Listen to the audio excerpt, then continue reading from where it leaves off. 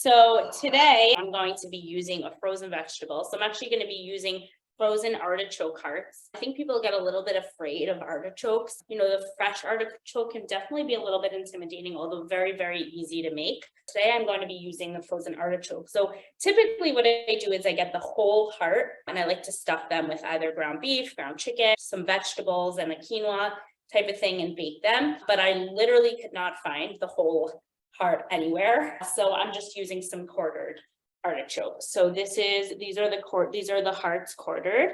They're delicious. These are defrosted already. You don't have to let them defrost, but I left them out of the freezer and it didn't take much time to defrost at all. So I already browned. I'm using some extra lean ground beef. I already browned that, but if you have, the ground beef that's raw, the first thing you want to do is brown that. You can brown it with some onions. You can add some other vegetables in there if you want as well. And then the next thing you want to do is add in your artichokes. So you want to let them, get a little bit, I don't know if charred is the right word, but we want to let them cook a little bit till they get a little bit, crisp. So we're going to let them sit in the stove over some oil, let them crisp up a bit. You can definitely do this, by the way, with fresh artichoke. You can make the fresh artichoke, you can eat, the leaves, eat the ends of the leaves, and then you can, cut out the heart. You can stuff it or you can quarter them and make this with fresh artichokes, but it's much, much easier to do this with frozen artichoke hearts.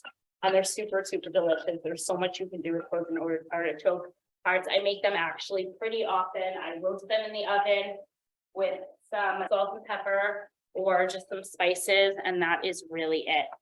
So these are, these typically I'd like to cook them a little bit more, but we're gonna, just for time, I'm going to add in our browned meat. So once you brown your meat, you're gonna take it out, or your chicken, whatever it is, and then I'm going to add that back in.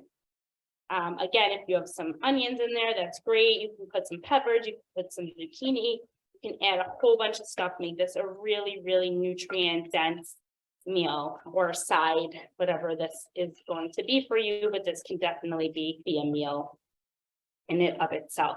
So we're going to let those flavors kind of come together.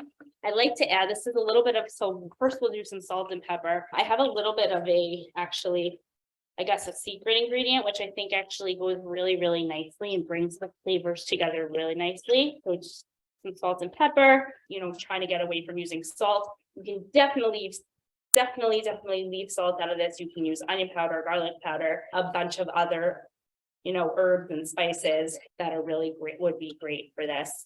So we're going to let this cook. And then my little secret ingredient is actually apple cider vinegar. I think it just blends the flavors really nicely. You don't need a ton.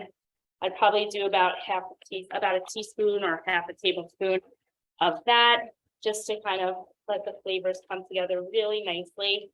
I don't know what about it that it just works really, really nicely with the artichokes and the meat. And you can definitely leave it like this if you want.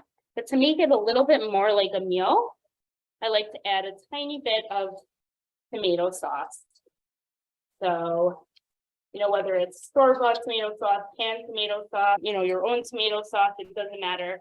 It definitely makes this a little bit more like a meal. You can put this over some quinoa, which, would be really, really delicious, over some brown rice. Really would go really, really nicely. And the tomato sauce gets absorbed, obviously, by all of that. So, if I were to stuff the artichoke bottom or the artichoke hearts, I would, put the meat together, put in the tomato sauce, any type of, quinoa or any type of vegetable I'd want. And then I would stuff them into the artichoke hearts and put them in the oven. But when they're quartered, it's definitely a little bit of a shorter step. We're just going to saute them in the pan. Obviously, they can cook a little bit longer. This is really what it looks like. The final dish. Obviously, this is a lot. Again, it'd be delicious over some sort of grain. And super, super healthy, very protein packed, fiber packed, and very, very nutrient dense. So really what we're all about.